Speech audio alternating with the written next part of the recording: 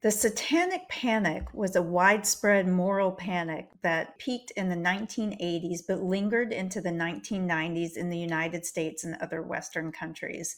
It revolved around fears that organized networks of Satan worshippers were secretly abusing children, committing ritual sacrifices, and infiltrating schools, daycare centers, and popular culture. The West Memphis 3 case is one of the most infamous episodes tied to the lingering satanic panic of the 1990s. Underwear, alcohol, syphilis, murder, forbidden.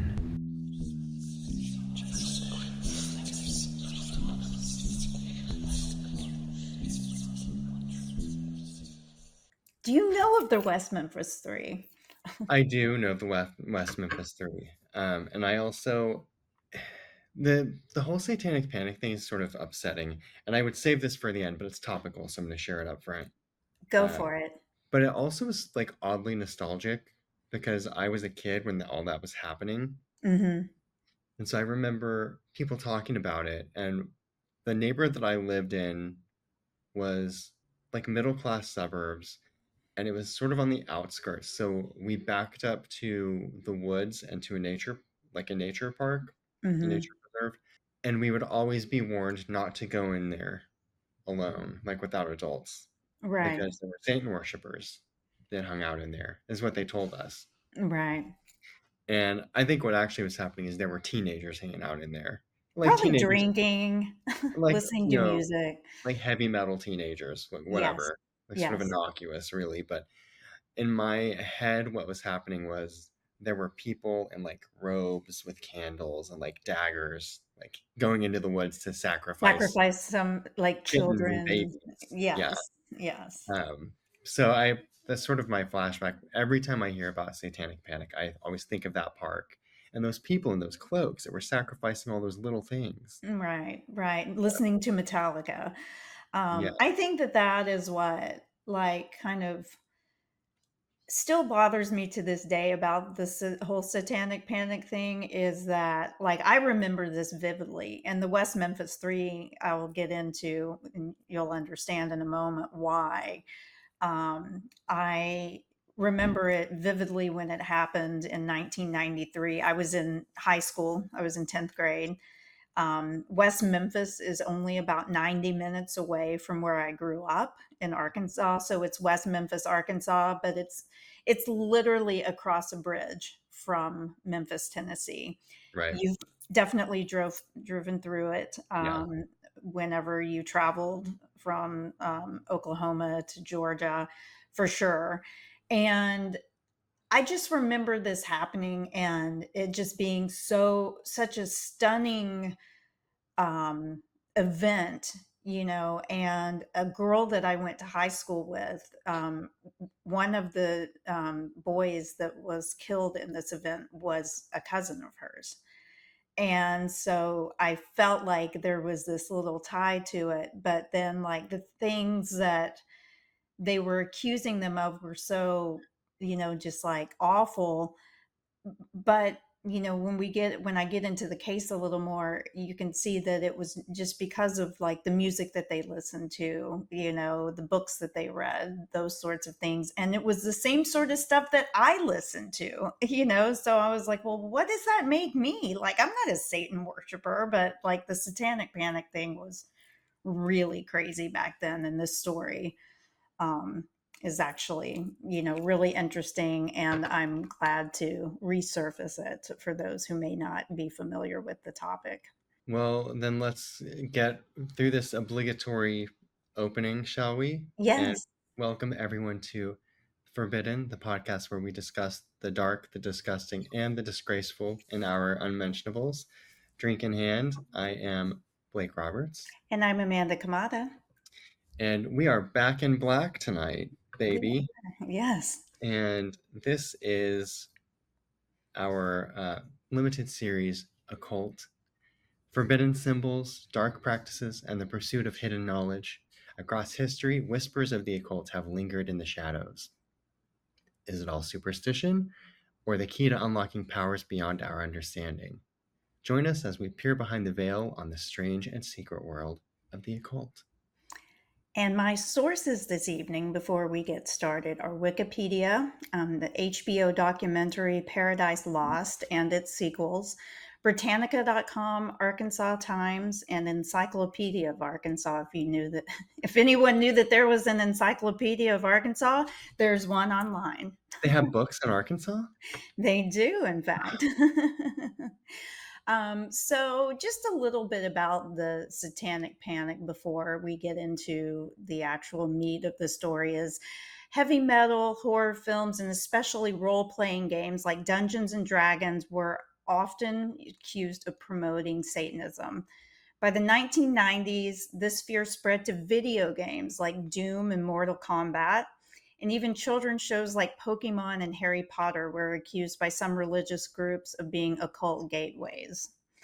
Talk shows like Geraldo Rivera's specials in the late 80s and early 90s sensationalized supposed ritual abuse networks. Evangelical Christian groups remained vocal about the dangers of occult practices. Books and seminars in the early 1990s warned parents about supposed satanic infiltration in music, media, and youth culture. The panic overlapped with broader culture wars in the US, feeding anxieties about family values, youth rebellion, and the growing influence of secularism. How dare we not believe in God? Yes, we can dive into that after. I have thought. Yes, yes. By the late 1990s, skepticisms towards satanic ritual abuse claims had grown. Academics, journalists, and law enforcement concluded that allegations were not based on evidence of organized satanic crime, and the panic gave way to new cultural fears like school shootings, internet predators, and violent video games that dominated the late 1990s and early 2000s. So, it kind and if you ask me, I'm way more, scared of school shootings happening than somebody practicing satanic rituals, because those are things that are actually happening in real time and are still happening today, not just the late 1990s and early 2000s. They are real things, documented things that are happening, unlike Right. the Satanic Panic, Right. which was Exactly. largely, anyway, yes, Right. agreed. So, the West Memphis 3 case is, again, one of the most infamous episodes tied to the lingering satanic panic of the 1990s. A little about the crime. It happened in 1993. On May 3rd of, or excuse me, May 5th of 1993, three 8-year-old boys, Steve Branch, Christopher Byers, and Michael Moore, were found murdered in West Memphis, Arkansas. Their bodies were discovered in a ditch in an area called Robin Hood Hills. They were naked and bound with shoelaces, so they were hogtied with shoelaces. The crime scene was brutal, and some injuries appeared unusual, which fueled suspicions of ritualistic violence. A little bit about that. And I would tell anyone that is interested in this story to watch Paradise Lost. It's an HBO documentary that had two follow-ups to it. And I mean, I have to tell you, it is very disturbing because they have actual footage from the crime scene, and you can see like the little boys' bodies and stuff like that laying there. I don't know the specifics of, like all of their injuries, but it seems like there were like cuts to their private areas and stuff like that, which I think kind of led to this whole satanic ritual, being first viewed as a cause of their deaths. So the suspects, they quickly arrested Damien Echols, who was 18 at the time, Jason Baldwin, who was 16, and Jessie Misskelley Jr., 17, three local teenagers. Echols, the oldest one, who was 18 in particular, was targeted because he wore black clothing, trench coat, sort of, mafia thing, right? Listened to heavy metal and had an interest in Wicca and the occult. In the climate of the Satanic Panic, this made him a prime suspect. But so they were known at school for, he was known at school for being like someone who listened to Metallica, dressed all in all black, was very dark. I did the same thing, but that doesn't make me a killer. But he was targeted for this reason. But what really turned the case over on its head was this Jessie Misskelley. He had intellectual disabilities, and he gave a confession after hours of police interrogation. But it was riddled, and like the way it's been described is it seems like he had the IQ of like a special needs child, that, and he was, I can't remember how many hours, but it's like a number of hours that he was berated by the police and interrogated. And so he actually confessed and said that they had killed the boys. But his confession was riddled with contradictions and factual errors. Despite this, it was used against him and the others.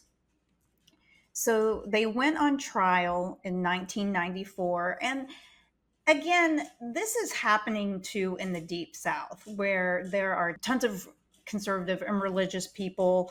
As soon as this guy, Misskelley, made this confession, they were like, we got him, case closed. It was one of those kinds of trials, and the prosecutors during the trial in 1994 leaned heavily on the idea that the murders were part of a satanic ritual. They presented testimony from supposed occult experts. They alluded to the boys' unconventional clothing, music, and reading interests, and the coerced conversion or confession from Misskelley. There was no physical evidence whatsoever tying them to the crime whatsoever.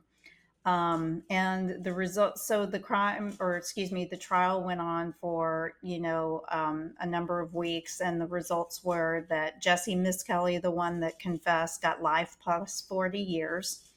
Jason Baldwin got life without parole. And Damien Echols, the oldest one, actually received a death sentence for this. So if you can imagine, being accused of this crime, really no physical like DNA evidence was presented that tied them to the crime and all of this kind of stuff. Getting a death sentence is truly terrifying thought. Um, there was public doubt and then advocacy over time because skepticism grew. Forensic experts questioned the prosecution's claims. New DNA testing showed no link between the teams and the crime scene.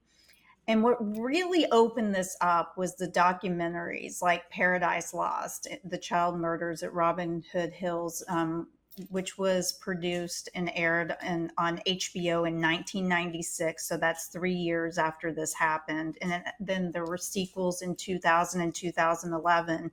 And that brought international attention, portraying the convictions as a miscarriage of justice born from satanic panic hysteria. Celebrities including Eddie Vedder, Johnny Depp, and Natalie Maines from The Chicks now publicly advocated for their release. And I don't know if you knew this. There was like a huge outpouring of help that was given to these boys because they thought that they were wrongfully accused.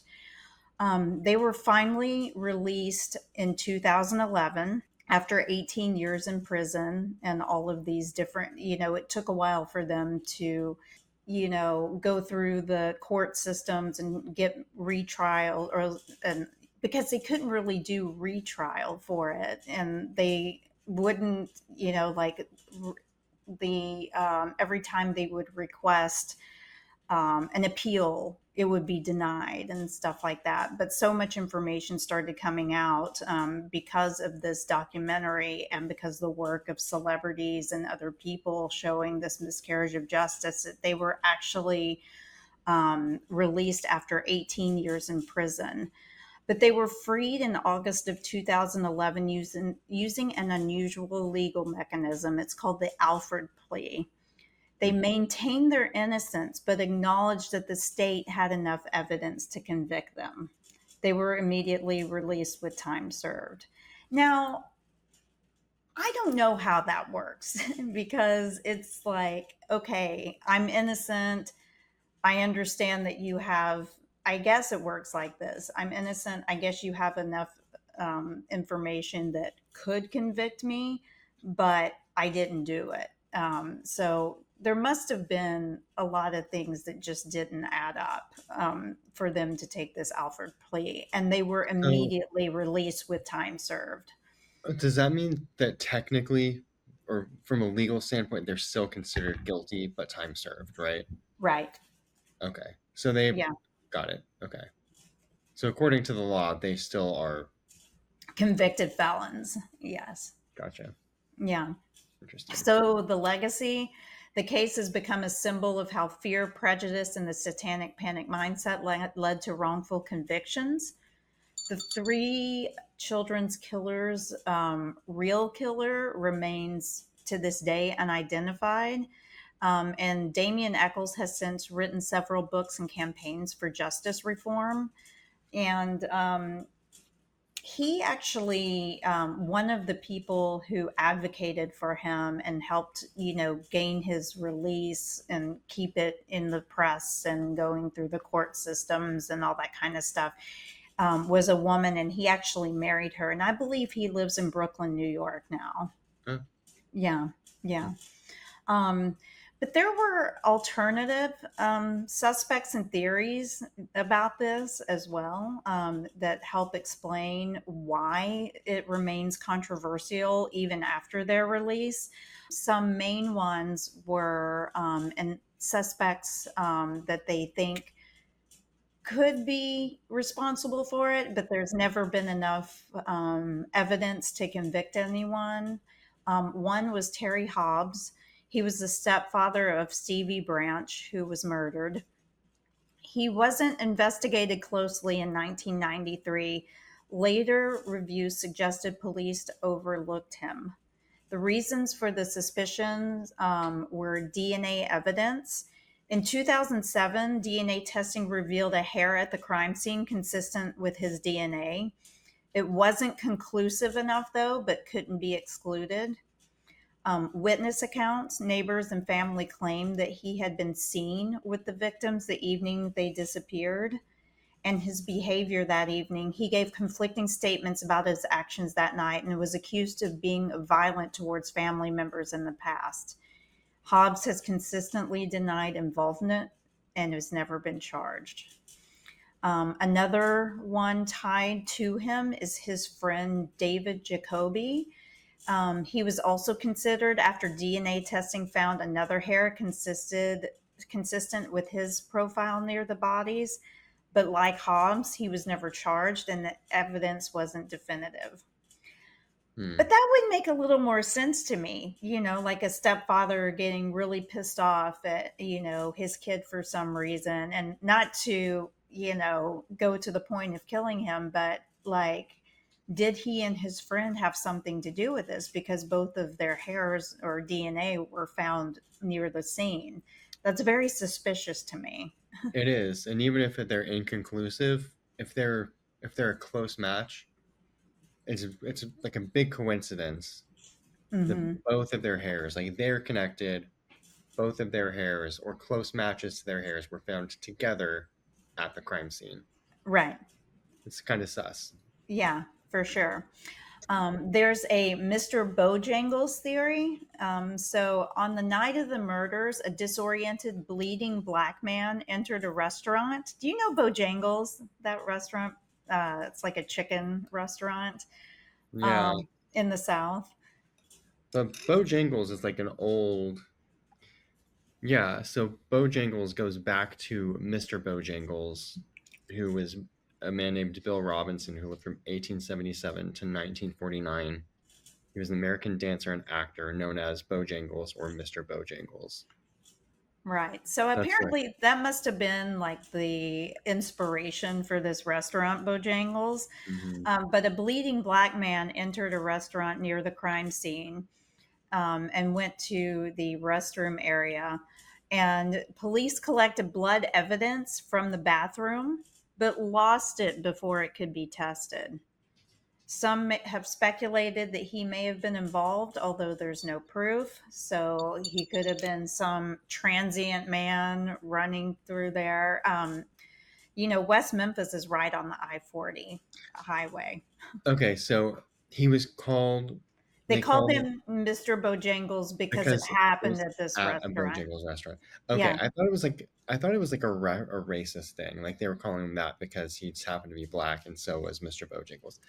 I Okay, this wouldn't is slightly, I wouldn't doubt that too, by the way. yeah, for where it is. For where it is, and it's not surprising that the police mucked up the investigation to that extent, losing blood evidence that they collected from that bathroom before it could be tested.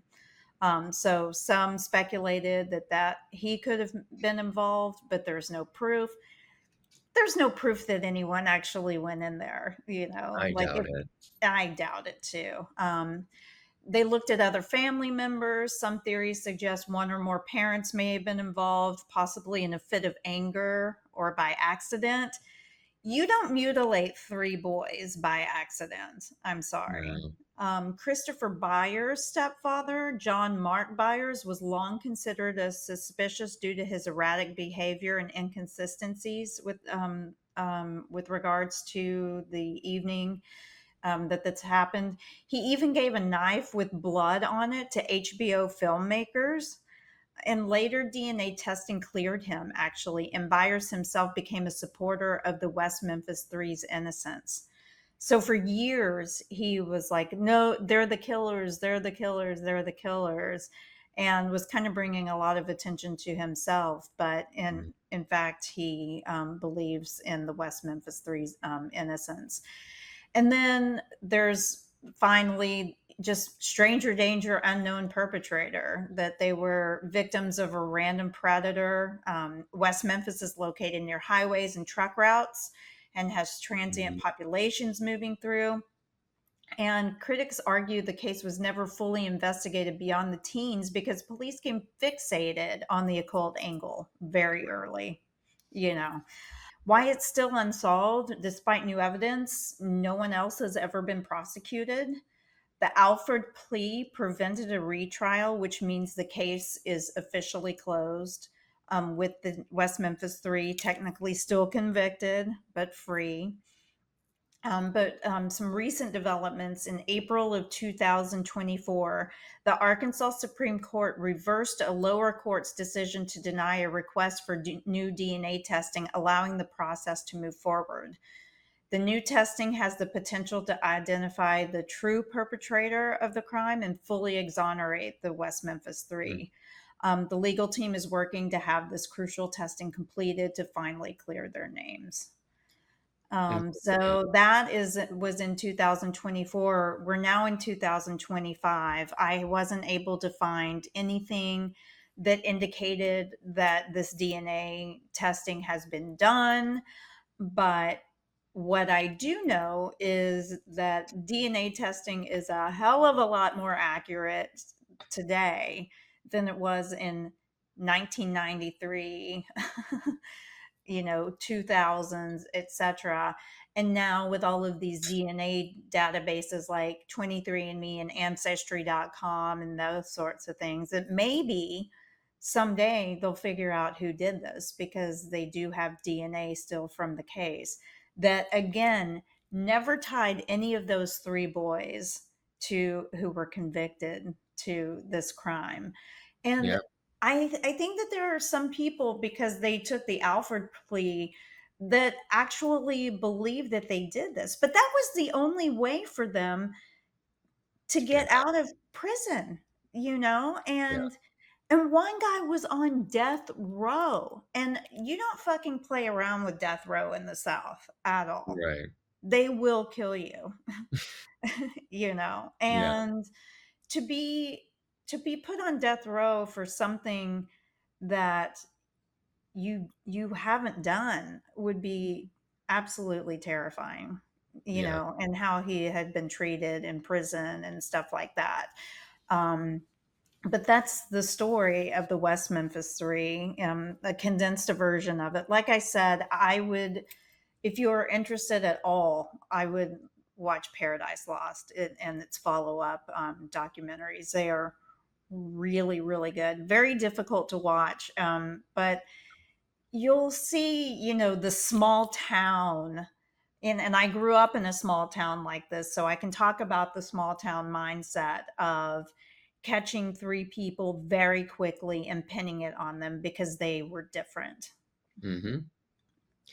Do you have do you have a just a personal opinion on the suspects? Um, I personally think it was one of the parents.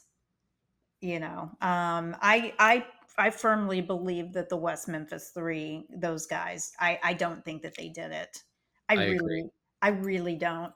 Um, if they had, they were so young that I feel like whomever did it, you have to have some sort of control over like three kids to be able to take three kids down at one time. So I believe more than one person did it for sure at one time because and the reason that I believe that it could have been one of the parental figures, as suspected, is particularly the ones where DNA was involved, but never fully matched to the point where they could make an arrest or something like that. People are scared of violent step parents and parents. Yeah. Like I could see where a kid would be startled and just scared to death, and then somebody starting to do something to one of them and then just freeze. And the fact that the one step parent and his friend, their DNA was found at the scene and stuff like that. And I know that, I can understand how a stepfather's DNA could be found at the scene because it could be unassured from Like transference. laundry transfer, Right. but not his friend. Yeah. But the DNA was never conclusive, so they weren't able to do anything with that. I think the Mr. Bojangles thing was just trying to frame a black man. Yeah, that's grasping. I Yeah. agree. I feel like that's my thought too. And I can also see that scenario where there's an adult who even not even know, and you're afraid of them because maybe previous behavior. It's an authority figure. Yes. It's someone and they're telling you to do something. They're telling you remove your clothes. I mean, how as an 8-year-old boy, how do you react to that? Like, Right. no, you know what I mean? Yeah, and they were last seen like riding their bicycles together, through this, area. And, and you'll see if you watch the documentary that it's, as to your point, it was a wooded area, kind of off of I-40, off the beaten path a little bit. And it's kind of like, how would someone transient know that area and where to look? They wouldn't be looking for children in that area. You Yeah. know what I mean? Like someone, it had to have been someone familiar with the area, I think. Not a I I don't believe in the transient one either.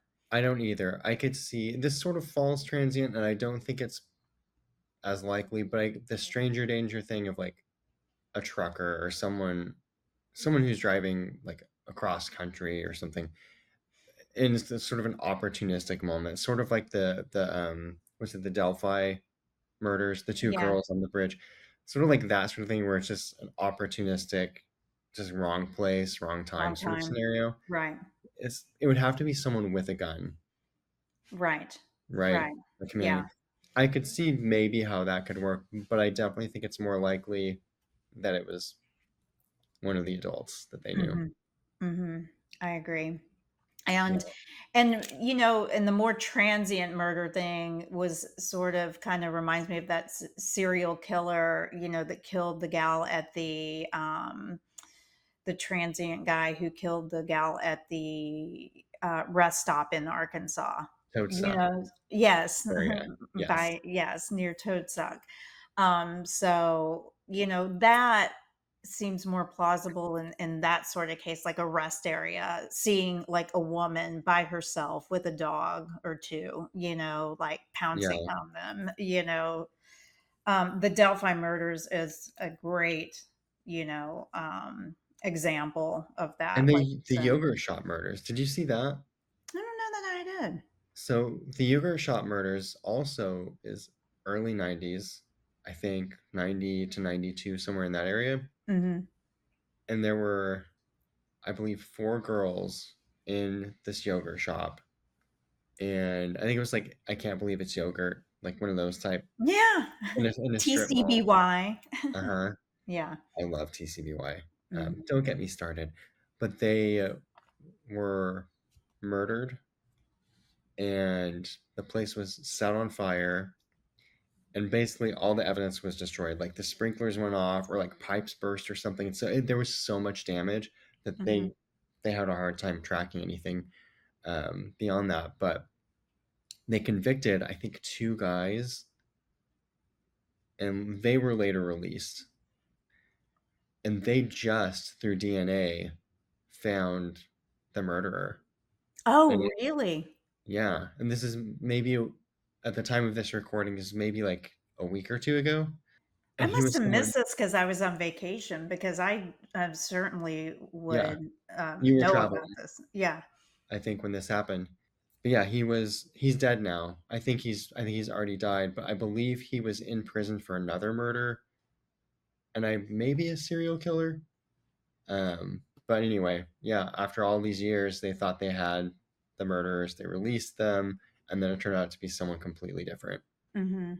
So yeah, it's always I, this is And why the you don't convict thing is, unless you know. yeah, and the thing is too is, God, I feel like I'm beating a dead horse by talking about this documentary, but when you watch the documentary and see like the interviews with these people, who were convicted, and just their demeanor and stuff like that, they seem like at least like just shy teenagers, awkward teenagers, not violent teenagers, like Mhm. none of them gave off like a violent vibe. They weren't like, another thing that, was so egregious back then was, having tattoos, that made you crazy. And they didn't even have stuff like that, it was just like they were a group of friends that hung out and maybe listened to Metallica, like I said, you know what Yeah, I mean? And wore it's black, and probably, hell, they may have listened to The Cure, or, I mean, it's just like, it's absurd. it's a majority, it's a religious group targeting a fringe group. Good thing that doesn't happen today. Yeah. Like Here we are. Here trans we people are. being Seriously. targeted. Yeah. Here we are. Seriously. What is shocking, and to your point, is that we are 32 years past this now, and it's still, these things are still happening. Hmm. It's crazy. It's witch trials all over again. Yeah. Yeah.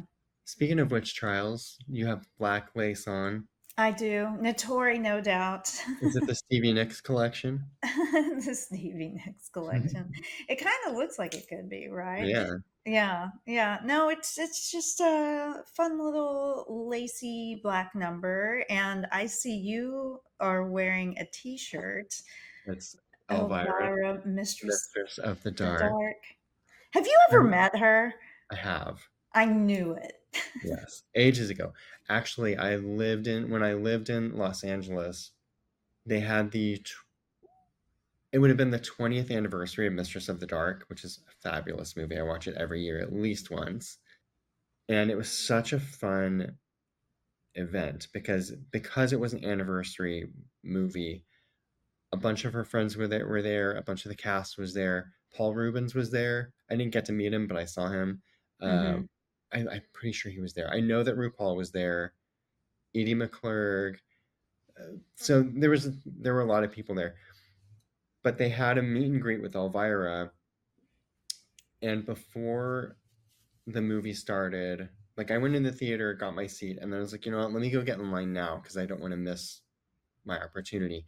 I got in line before the movie started, and I didn't get to meet her until the movie ended. So it was a long line. So I missed the entire anniversary movie, which was a Mhm. bummer, but I did get to meet her.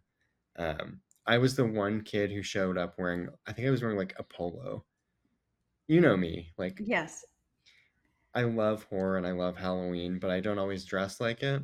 No, you don't. And you're not a big t-shirt wearer, I'm not. I am not a t-shirt wearer out which of is public. why it stands out when you wear t-shirts like tonight. Yeah, but I walked up, I made it to the front of the line, and she looks and she goes, "Oh," like sort of shocked by my appearance. Yes. 'Cause I Yeah. was the You only were person there not wearing like a band tee or like a Misfits tee. You know what I mean? Something like yeah. Yeah. Yeah. Or oh God, I can't think of the name of the band that oh, it escapes me. God damn it. I hate it when that happens. Maybe I'll think of it. Starts with an M. but not Misfits. Starts with Not M. Misfits, but yeah. God, Not that's gonna Metallica. not Metallica. I've Not already mentioned Ministry. them. Ministry. Yes, yes. I was about to say like a ministry tea. I do enjoy some Ministry, Yeah. but the dark kind. I actually listen to Metallica before taping today because I always like to listen to music before I we do the show, just to kind of get my blood pumping and Yeah, stuff like that, loosen up a bit, with my yeah. THC drinks and stuff. And I was listening to some Metallica, and I just forgotten how much I love that band. Like they're great. And it was a shame that they were brought into all this, I know, right? yeah. Yeah. Well, here you are. You're wearing Notori. I'm in a tea and tidy whities, and you're drinking a THC cocktail. I'm drinking a can. Yes. Again, so much tea happening today. Yes. Yes. And you have no doubt a glass of wine? Yes, it's a Morvedra from I think California, but Did you have in your, like experience, like kids that went to high school and stuff like that with you or whatever who were like who people called like Satan worshipers or anything like that? Because I don't recall anybody being that like targeted I mean, to like a satanic level in like my high school. Yeah, there were, people who were like, oh, they're they would always they were basically called like the druggies or whatever, which I totally were friends with and was into.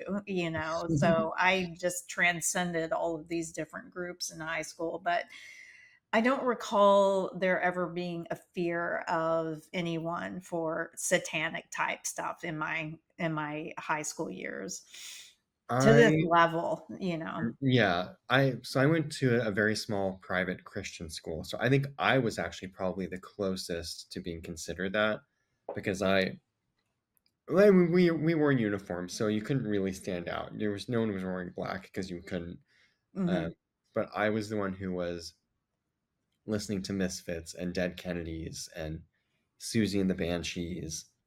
Um, there was one other kid who actually was into the occult, and he also was gay, um, but more openly gay at Mhm. Christian school. So, but also it was like seventh or eighth grade, so they didn't really do anything about it. But he was sort of I want to say he was sort of driven out of school. He was bullied to a degree, Yeah. and because he was gay, because he was into like darker things, Mhm. um, and he just was different. Right. He and I were probably the closest to fitting that stereotype. Right. Right. Yeah. Interesting. I guess like for me, I mean, I listen to that music. wore a lot of black. I mean, God, I listened to the most amazingly depressing music that there is. Like I loved Nine Inch Nails, and I loved Metallica, and I loved The Cure and Depeche Mode, which some find dark, I think. Yeah, I think I think it just depends on, I think it's just so stupid that you're pinned as a certain way, for the music that you listen to or the books that you read or like I remember Grimm, like, used to read a lot of Stephen King novels and hmm, stuff like that, which she would pass on to me. So I was like really into that. But yeah. So I guess I was close to it, but never really pegged as anything, yeah. like that. I couldn't have been more squeaky clean, honestly. Like out of everyone at that school in my grade, there was definitely the kids who were like super religious, which I wasn't one of those kids. Um, but I could not have been like I was a good kid, air quotes good. Hmm. I went home and I would draw or hang out with friends, but the friends I hung out with, we would do like creative things in our spare time. Made movies together, or we would draw, or just watch movies. But no one was smoking, not even just cigarettes. Like we weren't drinking. There was no drugs. Like I could not have been more straight laced. When did you When drink should for I the call? first this is 21. this is shocking. 21 when you Yeah. first like drank Uh huh. and stuff? Oh I my didn't drink until I god. was 21. I took my first sip of alcohol when I was 10 years old. I shit you not. That's Like hilarious. I did. And I smoked my first cigarette when I was like 10 years old. That's crazy. I Yeah. think on my I was 21st like birthday, the ultimate latchkey kid. yeah, yeah, you Yeah. were just left to your own devices. Yeah. Yeah. Yeah. Yeah. Like you were out of milk, so you had to work with what was in the house, which was just It vodka. was actually my friend's house because, like, her both of her parents worked. Susan didn't work, so it was one of those things where I would go over to someone else's house, to get away from the fact that my mom was at home, and then both of their parents worked, and both of their parents smoked and drank. So it was easy to just like steal a cigarette or something like that because they would never know, or like a little hint of vodka or whatever. I have to show you this like fun ring that I got. It's called a shaker ring, and it's got like little stones in it. I don't know, it's fun. I've Oh been yeah. playing around with it. It's like clear, so it looks like, just a clear ring, but when you look up close, it's got like little crystals inside of it. So I'm Can you hoping hold that it those are closer to the camera? Can I protecting see me. Oh shit. it? It looks like cocaine in there right now. If it were, it would be gone by now. If it were, I would like have hit it and busted that right open. It's not a ring pop, it's a A coke bomb, yeah. a coke ring, not to be confused with a cock ring. It's a crack rock ring. Yes. Oh my god. Uh, Anyway, shaker ring. It's fun. It yeah, kind of looks like old Hollywood or something, costume jewelry. I love costume jewelry. yeah, it's fun. My nana used to wear a lot of costume jewelry and stuff like that. So I think I just like think about that. But anyway, Blake, where can people continue to listen to this wonderful podcast and Well, watch? exactly right here where you are listening to it on Apple or Spotify, or if you're watching on YouTube, those are the places. We encourage you to check out the YouTube because then you can watch us as we talk to you. Yes, in all our Now, glory. in all of our glory hole, engage with us. Leave us a comment. Like, subscribe, follow, share with your friends, rate. If you've made it this far, you must have some sort of a feeling. Let us know what it is. What it is. We had some fun feedback this week about how they didn't like how we were in our underwear, but you Oh, totally really? missed. Yeah, you totally missed the mark because we talk about it right up front in the opening. It's just Well, kind of a thing. I'm gonna have to get more details offline about this And 'cause, I'll fill you in. Yeah. I, I get like, it was it a recent episode? It was no, No. not terribly recent, no. But just Okay. something that popped up. I thought it was interesting. I'll tell you about Yeah, it later. sounds good. Send us feedback. If you can't comment, send it to us via email at hello@theforbiddenpod.com. Check out our archive of episodes. There are episodes that don't exist on YouTube on theforbiddenpod.com. There are lots of them. There are lots. What episode are we even on now? I think this is 131, Oh, if you can believe that. yeah, 31. That's Halloweeny. We're on social media on at the Forbidden Pod on Instagram and Facebook. No longer on TikTok. We got rid of that. I don't need to be tracked by the government Sorry, yeah. or whatever is happening there. I don't even know. Sorry, not sorry, but the last thing I need is the government in my business. They're in it enough. Exactly. They're in my paycheck already, so That's why I can't watch porn anymore. I know. I can't have the state government in, and now you're a part of it too. So Yes, Arizona, enjoy. Florida. Yeah. Yes, It's so best wishes. fun living in these conservative states. Yeah, Oh my God. Like, oh, I can't. I can't either. I can't look at porn. Um, if you're curious about next week's episode, I have zero hints for you. Oh.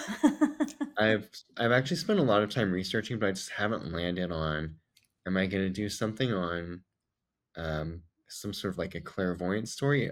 I don't know. Will it Yeah. be human sacrifice or animal sacrifice? Time will tell. Yes. So, You'll have to wait 1 week to find out. yes. So stay tuned. Like I said, subscribe and you'll see more later. Well, thank you, Blake, for listening to my story this evening. I hope it, and thanks for your feedback on, and your feelings on the topic. I'm always interested when you engage a lot, and you were very engaged in this one. So Well, thank you. it's a very engaging story, so thank you. And I honestly, I've never invested that much into that story because it did just seem sort of depressing to me. But it was interesting. So I learned new things, and you had updates, which is always fun. So Yeah. Yeah. yeah, And I'll keep an eye out for those updates too with the DNA yeah, because I mean, if anything, after, 32, 30, going on 33 years now, in May, it will be 33 years. I think that the families deserve some closure because that's one thing that hasn't happened, for those families is any sort of closure, really. yeah. Because I'm sure there are some family members and people in general who still think that those three boys actually killed.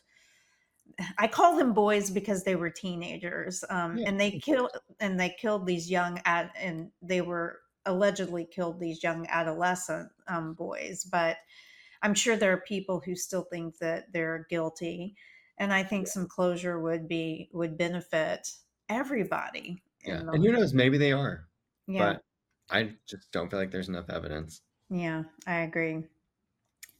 Well, Well, thank you for your input, and thank you for your listeners. story. You're welcome. And listeners, as always, we thank Thank you. you. Tease me, Amanda. Tease me.